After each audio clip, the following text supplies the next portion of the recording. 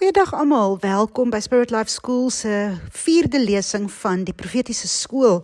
En vandag gaan ons praat oor om die Here se stem te kan uitken of te herken. Wie praat met jou? Is dit jouself, jou eie gedagtes? Is dit die duiwel?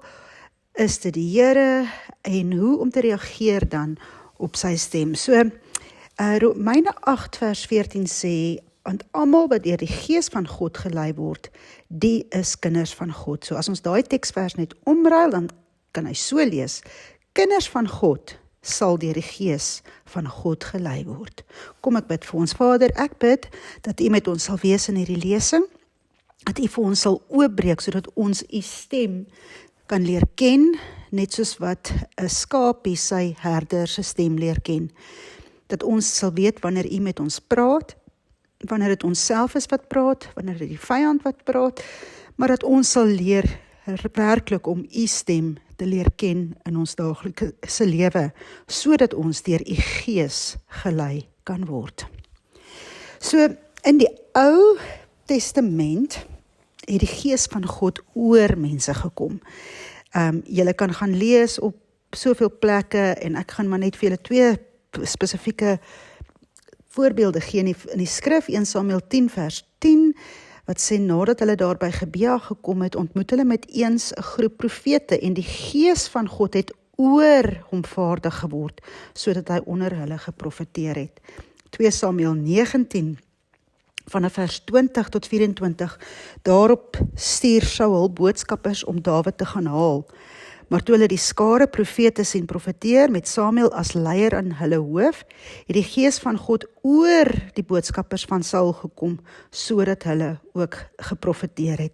So in die Ou Testament, wanneer jy gaan lees van enige van die profete, sal jy lees dat die Gees van God het oor hulle gekom. Dan het hulle geprofeteer, en dan het die Gees van God weer weggegaan.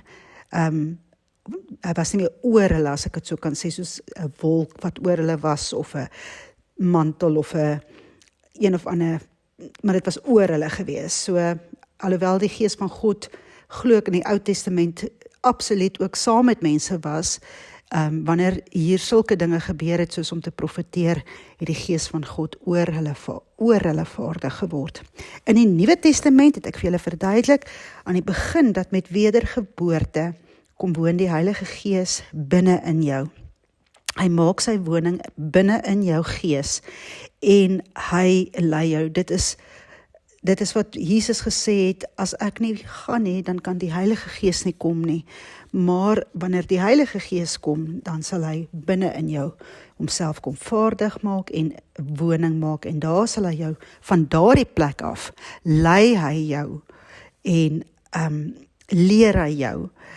So, vanuit jou gees uit, dan sal jy kan profeteer, wanneer jy vloei in die profetiese gawe, so van binne af ook uit.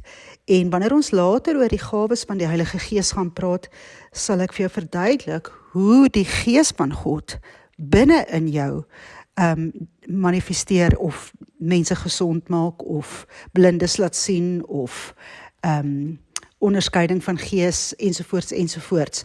So dis nie iets wat van buite afkom en mense gesond maak nie, dit is deur jou wat die Heilige Gees werk, wat binne in jou is. So dit is wat gebeur in die Nuwe Testament, wanneer iemand profeteer. 1 Korintiërs 6 vers 17 sê, maar wie hom met die Here verenig, is geestelik een met hom. Nou daardie Griekse woord, kulao, beteken gom, om vas te klou, om vasgemaak te wees, om in die geselskap van iemand te wees. Eintlik sê dit om die heeltyd in daardie persoon se geselskap te wees. So dit is om nie eers verwyder van mekaar te wees nie, want gom is gom klou aan mekaar vas. So die inwonende Gees is 'n direkte kontakpunt vir jou, om vanaf God te hoor, sien en ervaar. En daarom is dit so belangrik, dat ons, wanneer ons bid, of wanneer ons met die Here gesels, of wanneer ons wil sien waarmee die Here besig is, om nie daar ver buite te gaan soek na iets wat van buite af moet kom nie, maar dat ons binne-in sal draai na ons gedagtes, na ons hart, na ons gees en sal hoor, sien en ervaar wat die Here vir ons wil sê. So die Here praat op baie verskillende maniere en hy praat in 'n hoorbare stem en die hoorbare stem, as ek daarvan praat van God, dan dui dit op 'n hoorbare stem deur jou liggaamlike sintuig van hoor. So dis jou fisiese ore en oorkanaal wat hoor wanneer die Here praat. En dit het een keer in my hele lewe met my gebeur, dat die Here my geroep het, dat ek hom gehoor het, en hy het gewoonlik ook, wanneer hy met iemand in 'n hoorbare stem praat, die meeste mense met wie ek al gepraat het daaroor sal sê, hy het hulle geroep op hulle naam. Hy sou sê, Jessica, of Joel, of Susan, of wat ook al, maar hy sal hulle naam noem, spesifiek voordat hy dan begin praat. Dis interessant. En ja, so sy hoorbare stem is dis nie 'n alledaagse gebeurtenis, dis nie iets wat jy nou moet dink, maar jy hoor nie die Here nie, omdat hy nie hoorbaar met jou praat nie. Dit is nie 'n alledaagse ding nie. Selfs in die Ou Testament kan jy gaan kyk dat God het meestal gepraat deur visioene en 'n onhoorbare stem en nie sy hoorbare stem nie. So, sy hoorbare stem word wel vandag nog deur individue gehoor, maar dit maak nie saak hoe die Here praat nie, of hy hoorbaar of onhoorbaar praat nie, sy stem is belangrik hoe ook al. En party mense sal miskien, omdat hulle God se hoorbare stem gehoor het, dink hulle is baie spesialer as ander mense, maar dit is nie die waarheid nie, want ons is veronderstel om elke dag net deur die Heilige Gees gelei te word. En die Here openbaar homself soos wat hy wil. En dit is 'n fisiese openbaring van homself, wanneer hy dan ook in 'n hoorbare stem met jou praat. Nou die innerlike stem is dit wat ek graag wil hê jy moet begin gewoond raak aan in hierdie skool. Want die innerlike stem is juist die stem wat soveel verskillende dimensies het. En dit is regtig die meeste manier hoe die Here met ons praat, is juist in sy nie hoorbare stem. So, iemand sê vir my nou, hoe hoor jy onhoorbaar? En dit is presies wat dit is, jy hoor onhoorbaar. Die beste verduideliking wat ek daarvoor kan hê, is wanneer jy iets onthou, of jy dink aan iets, dit is soos om te hoor, maar jy hoor nie. Iemand het een keer gesê, ons moet pas op vir ons innerlike gesprekke wat ons met onsself het. En dis presies dit, wat hoor jy wanneer jy met jouself praat, wat se tipe taal praat jy met jouself, positief, negatief, vooruitgang, of, jy weet, so dit is om onhoorbaar te hoor, dit is soos om iets te onthou, dis amper die beste beskrywing wat ek vir jou kan sê. Romeine 8 vers 16 tot 17 sê, die inwonende gees van God getuig met ons. So dit is 'n gevoel, dit is 'n woord, dit is 'n innerlike visioen, dit is, daar's verskillende maniere hoe jy aan jou binnekant iets ervaar. En ek onthou, ek was eendag by 'n haarkapper en ons het so gepraat en ek het vir haar gesê, maar ek het regtig gevoel dat die Here het vir my gesê, en ek sê toe vir haar, en sy sê, die Here het vir jou gesê?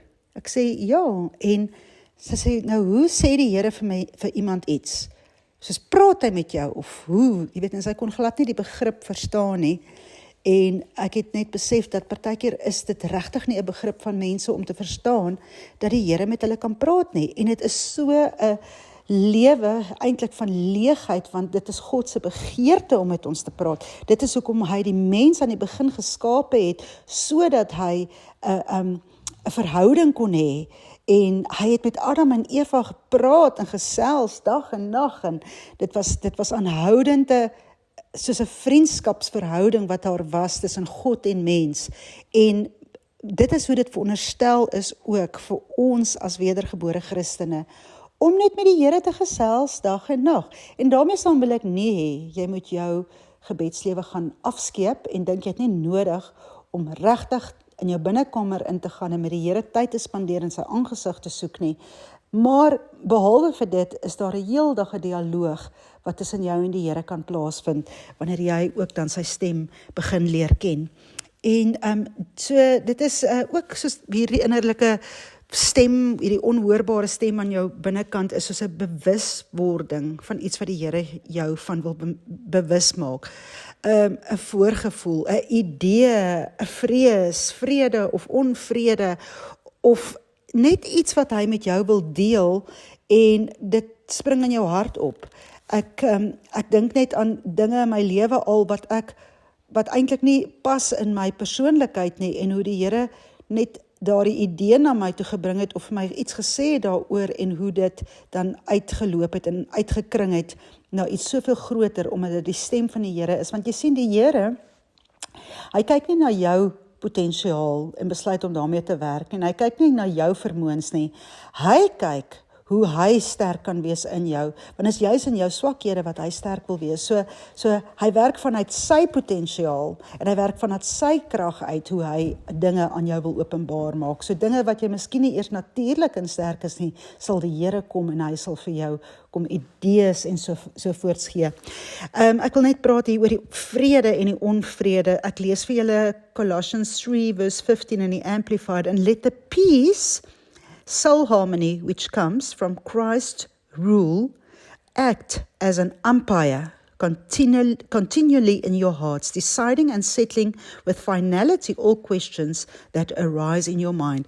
So baie keer sal ek 'n besluit moet maak of jy moet 'n besluit maak en jy weet jy sukkel om die besluit te maak en dan maak jy 'n besluit en dan voel jy net nee gits, hierdie voel net nie vir my reg nie of jy ervaar net om 'n sekere persoon, om in besigheid miskien met hom te gaan, of in 'n persoonlikheidstipe, of enige iets, wat jy net heeltyd 'n onvrede ervaar in jou gees, en dit is soos 'n rooi lig wat binne in jou aangaan.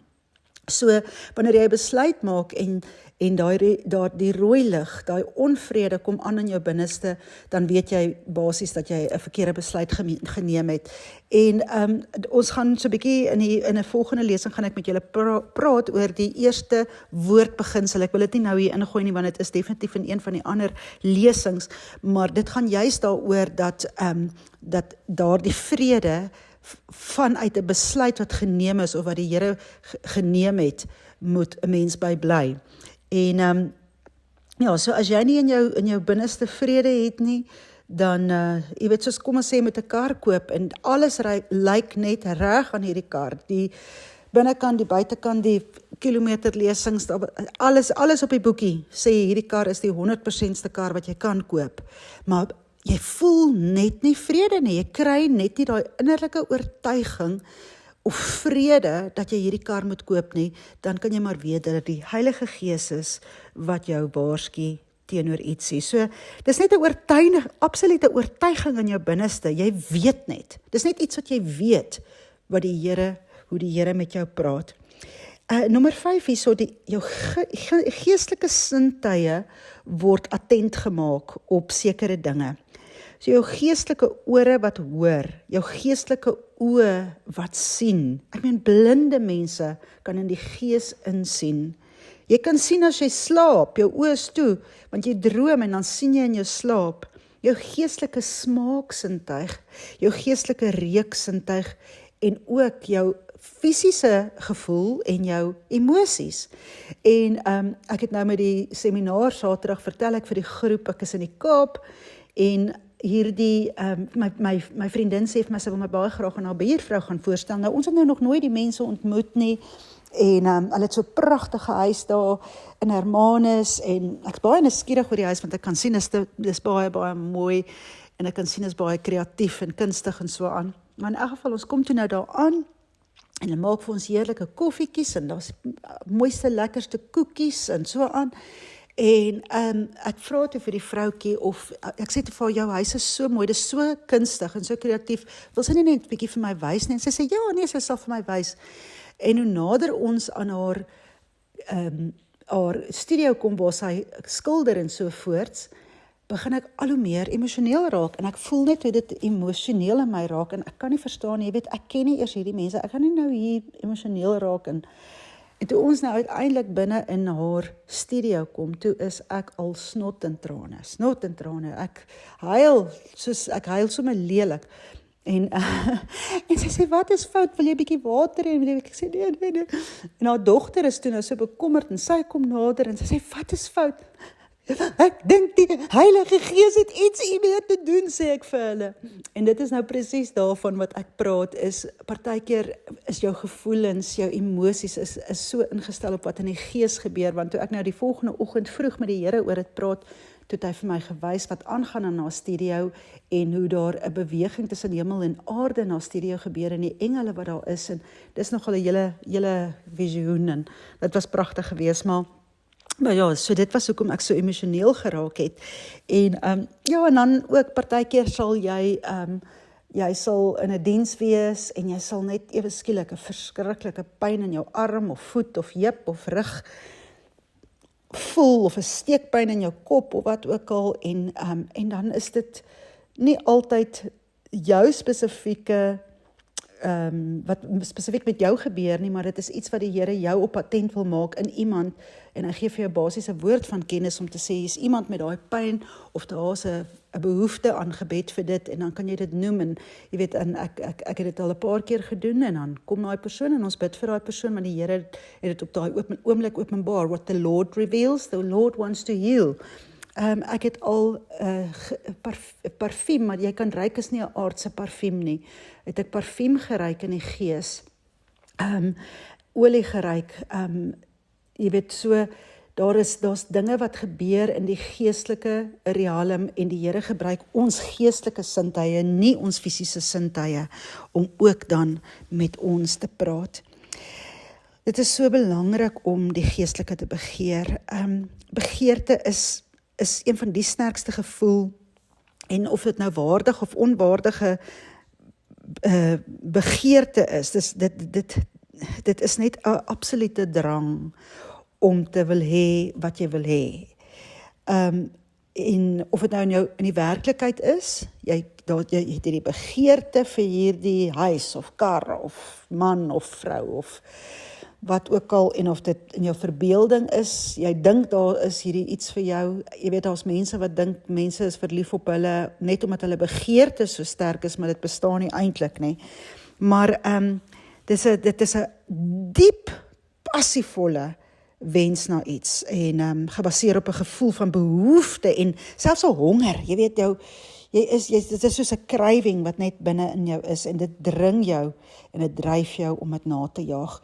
En om die geestelike te begeer, soos wat 1 Korintiërs 14 vir ons sê, begeer die geestelike gawes, begeer dit, sê die Here vir ons, dat wanneer ons dit begeer, sal hy ons beloon. Hebreërs 11 vers 6, hy beloof dat hy 'n beloner is van die wat hom soek.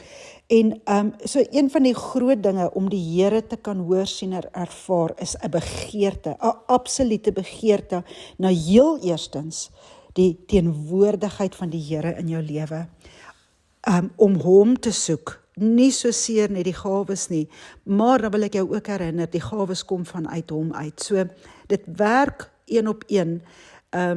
Party mense begeer miskien die gawes vir die verkeerde redes, maar om die Here self te begeer, en te sê, Here, werk deur my, deur watter manier ook al. Nog 'n manier om werklik die Here se stem te herken in jou lewe, is om 'n vriendskap met die Heilige Gees aan te knoop, om soos 'n vriend met 'n vriend, soos Moses en God was, aangesig tot aangesig. Nou die Hebreëus sê eintlik mond tot mond, God het mond tot mond met hom gepraat. Psalm 25 vers 14, in 'n ander vertaling sê dat die Here deel sy geheime met sy vriende. En ek sal partykeer net vir die Here vra, Here, vertel my iets wat U nog nie vir iemand anders te vertel het nie. So, jy weet, in die Bybel, ek dink is Amos 3 vers 7, dan sê die Bybel daar, dat die Here sal niks doen, voordat hy nie met sy profete daaroor gepraat het nie, en ek wil sê ook met sy vriende daaroor gepraat het nie. So, ontwikkel en bou 'n vriendskap met die Heilige Gees, begeer om die Here te hoor, sien en te ervaar, begeer om te kan profeteer. ek het dit so begeer in my lewe om net die Here te kan, sy hart te kan hoor en die persoon voor my te kan bemoedig of troos met God se woorde en nie my eie woorde nie, want ek is nie wys nie, maar God is wys. God weet presies wat in daai persoon se hart en lewe aangaan. Jy weet nie. En net die Here weet wat is die regte woorde om vir daardie persoon te sê. So begeer om vanuit God se hart te praat met ander. Gebedslewe, bou aan jou gebedslewe. Gebed is een van die geestelike deure in die gees en is 'n opening na God se hart om meer te kan hoor. Hoe meer jy bid, hoe meer gaan die Here ook met jou praat. En dan om vir ander mense te bid maak 'n woord soveel makliker. Die oomblik wanneer ek vir ander mense begin bid, dan begin die woord vloei in my binneste.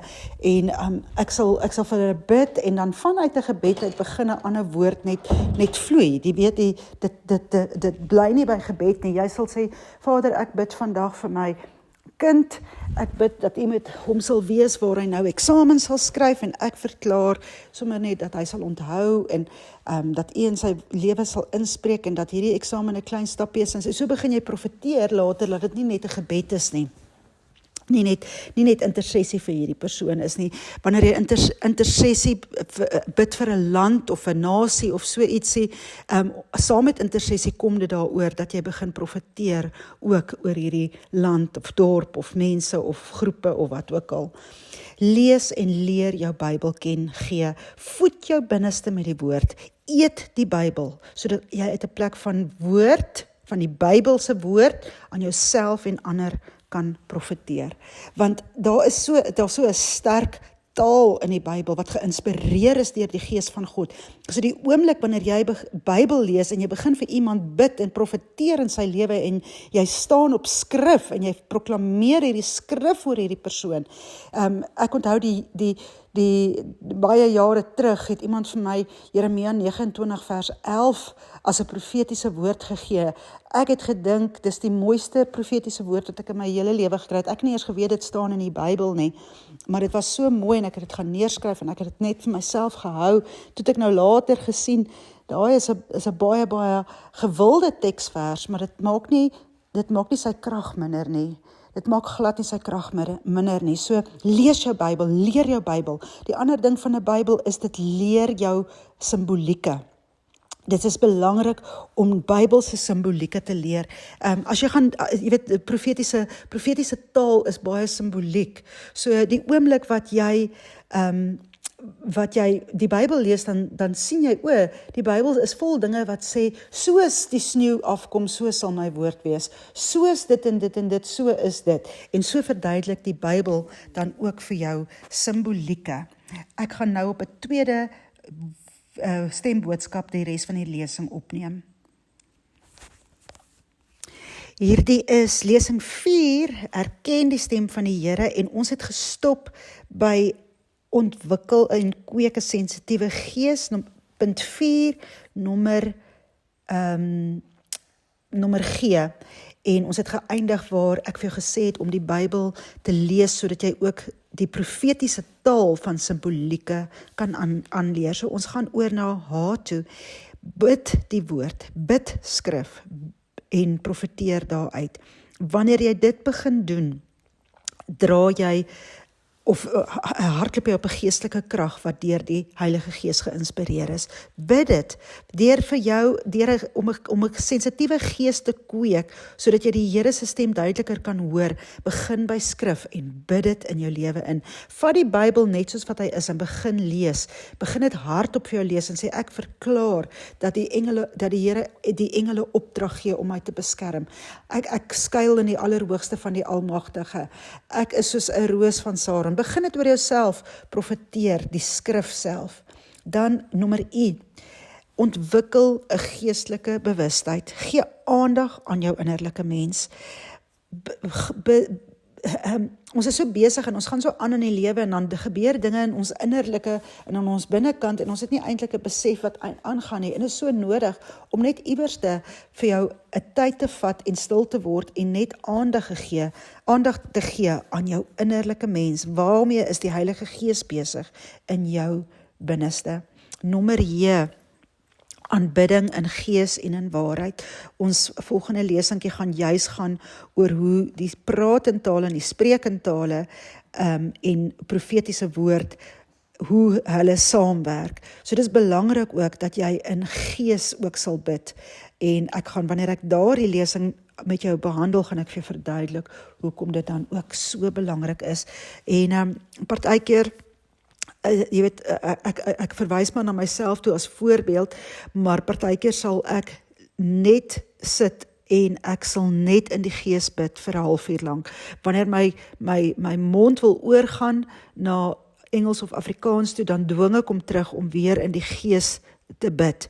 En dit het so 'n impak in my binneste en in my geestelike lewe en dit wat die Here vir my daarna en die res van die dag wys. So 'n halfuur, 3 ure, hoe ook al jou tyd is, maar om jouself te dwing om in die gees te bid, is so 'n kragtige wapen en profetiese tool, gereedskap wat jy het. Nommer K, bid gereeld in tale, want as ek in 'n taal bid, dan bid my gees, maar my verstand is onvrugbaar. Romeine 8 vers 26 sê, dan bid die gees van God eintlik vir ons, want hy kom ons swakhede te help, maar ek gaan dit nog mooi vir julle in die volgende lesing verduidelik. So, dan is daar ook, gaan julle vir my vra, maar daar's blokkasies, hoekom kan ek nie die Here hoor nie, hoekom kan ek nie sien nie, hoekom dit, hoekom daai nou, in daai eerste of tweede lesing het ons gegaan, en ons het vir die Here gevra om ons oë en ons ore en ons mond en ons hart te kom reinig, en dit is nie 'n eens af ding, wat jy nou maar net doen, die eerste keer nie, want deur die dag sien ek dinge, en deur die dag hoor jy dinge. Ek het nou die dag per ongeluk net 'n stemboodskap van iemand oopgemaak, en die stemboodskap het sommer met 'n vloekwoord begin, en dit het my so ontstel, jy weet, en daai woord het so vasgehaak, en so om net weer my ore te gaan reinig, en net daai woorde vir die Here te gee, of partykeer maak jy miskien 'n boodskap oop, of jy kyk op Facebook, en jou oë sien iets wat ongoddelik is, of onrein is, of wat ook al, jy weet, gruwelik is, of gewelddadig is, of wat ook al, en so, dit is nodig dat ons dan ook, ek sal sê, miskien elke dag, net by die Here sê, Here, kom net weer, en kom reinig my oë, en my ore, my hart, en my 5 geestelike sintuie, en jy weet, en kom laat die Here net weer, dit net oor en oor reinig, sodat daardie blokkasies dan ook in jou lewe uit die weg uit geruim kan word, en jy dan kan makliker hoor, sien en ervaar.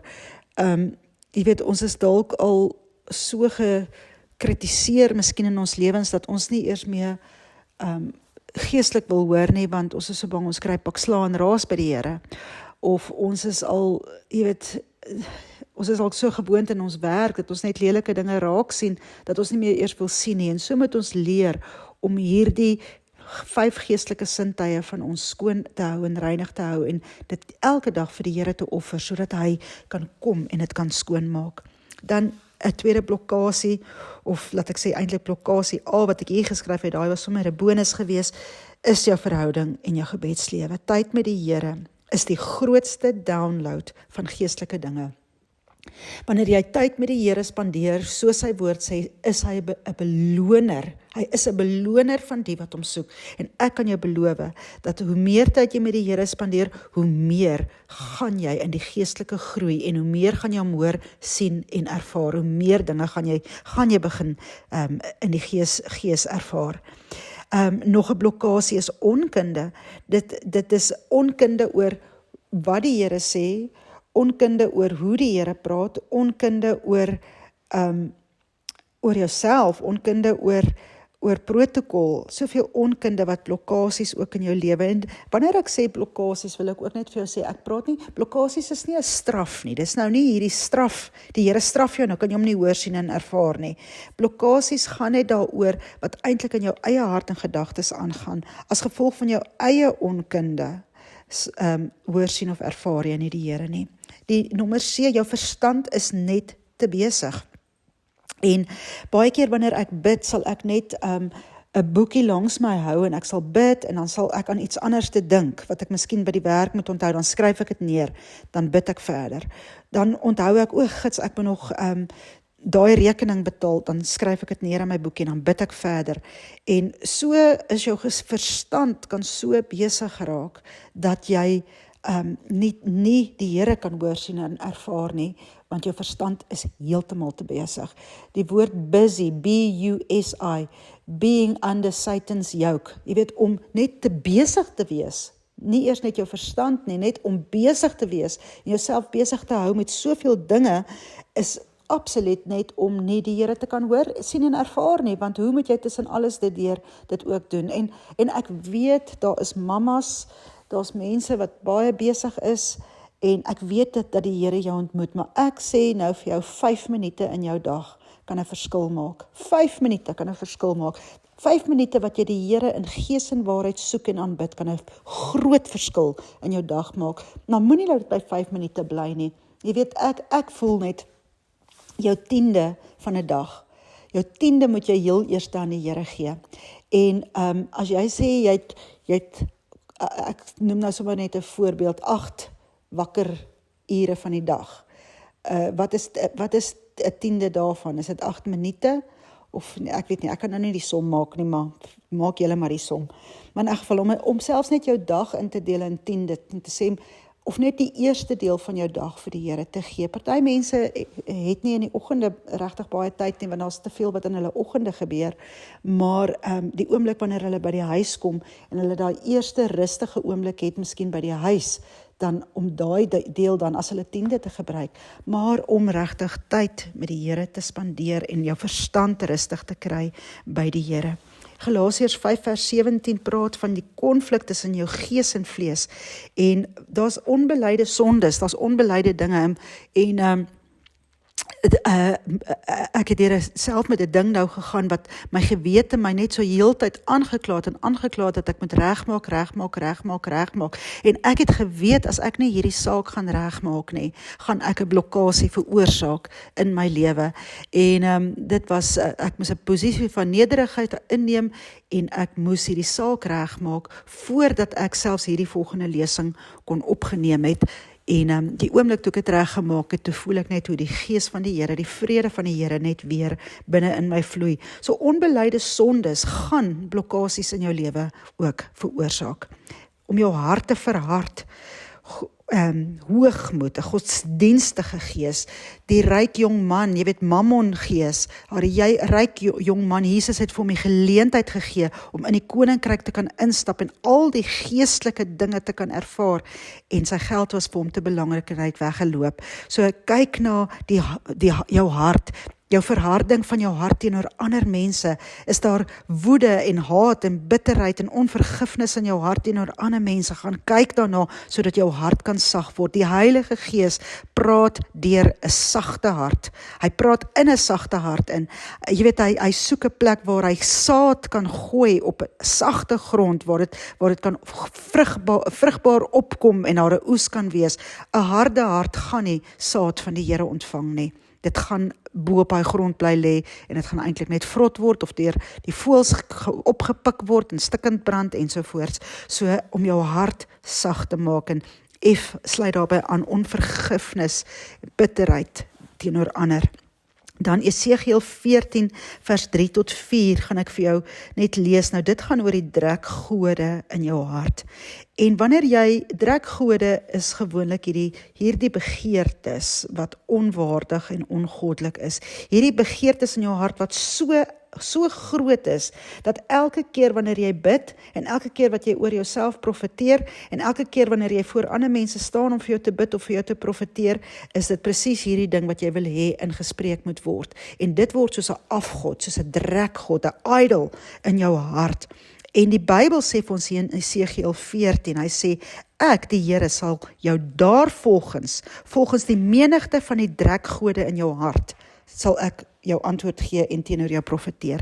So kyk na daardie gedeelte in jou lewe, en bring daai drekgode voor die Here, en sit dit op die altaar, en gee dit vir die Here, dat dit net dat dit nie meer 'n blokkasie in jou lewe kan wees nie, want dit maak dat al die ander goed wat in jou lewe moet gebeur, of wat die Here vir jou beplan, voordat miskien hierdie spesifieke ding wat jy aan vashou, hierdie hoop wat jy aan vashou, voordat dit kan gebeur, is daar eers ander dinge wat in plek moet val. So, vra vir die Here, Here, wat is daar in my hart, wat ek afgod geword het, wat se begeerte in my hart het so sterk geword, dat ek nie eers meer kan onderskei tussen u wil en my eie wil nie, want ek wil nie meer dat mense, ek wil nie bid in hierdie drekgod, in hierdie afgod in nie, ek wil bid uit 'n plek van reinheid waar u praat met my. So ek dink, kom ons begin sommer by dit as ons eerste praktiese sessie, is om 'n stil plekkie te gaan kry, en dan vir die Here te gaan vra, en jy kan agter my bid, en sê, Vader, is daar 'n afgod in my hart? Is daar 'n begeerte in my hart wat so sterk is, dat elke keer wat ek na 'n preek of 'n gebed of 'n boodskap of 'n profetiese woord luister, dat ek hoop dat daar in daai area my lewe ingespreek word, want dan bely ek nou vandag dat dit 'n afgod en 'n drekgod in my hart is. En dan wag jy op die Here, gaan wees 'n oomblik stil, kyk of die Here vir jou, kyk na daai begeerte in jou hart, en dan as jy dit identifiseer, dan bid jy agter my aan. Dan sê jy, Vader, ek bring hierdie begeerte, hierdie drang in my binneste, wat eintlik my oorgeneem het, bring ek voor u, wat soos 'n afgod in my geword het, en ek bring dit voor u, en ek kom vandag en ek sny dit af in Jesus naam. Ek gee dit vir u, en ek vra om dit te verwyder, om dit van my af te verwyder, sodat ek juis eerder kan leef volgens dit wat u werklik in my hart in wil spreek, volgens dit wat u werklik vir my wil sê, deur preke, lerings, profetiese woord, gebed ensovoorts, dat ek vandag 'n keuse maak om die afgod wat in my hart as gevolg van 'n begeerte in my hart te laat gaan in die naam van Jesus. So ek wil asseblief hê dat jy nie na die volgende aktiwiteit toe sal gaan as jy nie hierdie gedoen het nie. Hierdie is so belangrik. Ja, en miskien tot vir 'n paar dae sal die Here dalk met jou 'n bietjie daarmee loop, want dit is nie so maklik altyd om afgode te laat gaan nie in ons harte nie, want ons klou dan al so lank daaraan vas en ons het eintlik al een geword met hulle. So al moet jy dit dan 'n paar keer bid, dat jy dan dit sal bid. Goed, ek gaan dan nou gaan sommer na ons tweede aktiwiteit of prakties toe. En ek wil hê jy moet jou oë toemaak en jy moet vir 'n kleur, aan 'n kleur, spesifieke kleur dink. En wat 'n kleur is dit dan wat in jou gedagtes opkom. En dan kan jy die kleur gaan neerskryf, en dan vanuit daai plek uit kan jy of die kleur se betekenis gaan opsoek, of jy kan die Heilige Gees vra om vir jou te sê wat beteken die kleur, en dan skryf jy dit neer, en jy skryf so deur die kleur. Ek gaan nou sommer net 'n voorbeeld gebruik, wat het ek hier om my, pink. Die Here sê vir my deur die kleur pink, dit beteken eerste liefde, dit is nog nie 'n passievolle liefde nie, dit is net 'n sagte eerste liefde, en die Here herinner my daaraan dat hy my eerste liefde is. Dis nou 'n voorbeeld. So, dan skryf jy dit neer, en dan kan jy daai woord vir jouself vat, maar dan wil ek jou ook dan nou strek, dat die eerste persoon wat jy dan nou sal sien, of dit nou vanaand, môre, by die kerk, by die werk, die heel eerste persoon wat daardie kleur aan het, of dit nou 'n hemp, of 'n das, of 'n hoed, of 'n oorbel, of 'n skoen, of 'n beld, of wat ook al is. As jy daardie kleur op iemand sien, om na daardie persoon te gaan, en vir hulle te sê, jammer om te pla, maar ek wil vir jou vandag, ek wil net vir jou sê, ek is besig met hierdie kursus hoe om die Here te hoor, sien en ervaar en in 'n dieper verhouding met hom in te gaan en te leer hoe hy met my praat. En een van die maniere was dat ek 'n kleur moet sien en dan die eerste persoon wat hierdie kleur aan het te gaan en dan hierdie boodskap te gee. En dan vat jy daardie boodskap, soos wat ek nou vir jou gesê het, en dan sê ek, en kom ons sê nou maar weer dis pink, en die Here wil jou nou vandag net bemoedig en vir jou net sê, hy is jou eerste liefde, en maak nie saak wat jy deurgaan op hierdie tyd van jou lewe nie, hy is jou eerste liefde, en dan wat ook al, ek gebruik nou maar net 'n voorbeeld, jy kan self jou eie woord kry. So dit is jou aktiwiteit, en as ek die bietjie terugvoering kan kry, ook van die voriges, as daar iets is, sal dit vir my lekker wees, maar kom ek bid vir ons. Vader, ek bid dat U hierdie persone wat vandag, die studente wat geluister het na hierdie boodskap, dat U hulle geestelike ore, oë, smaak, reuk, gevoel, net sal kom aanwakker, dat U vir hulle sal leer, en wanneer hulle nou stil word oor hierdie kleur ook wat hulle moet hoor, sien en ervaar, dat U vir hulle so mooi sal wys hoe om hierdie boodskap dan ook oor te dra. Maar ek dank U dat U met hulle gesels, ek dank U dat hulle vriende van U is, en dat U self so opgewonde is om 'n vriendskap met hulle te hê. In Jesus se naam bid ek dit, en ek bless hulle. Amen.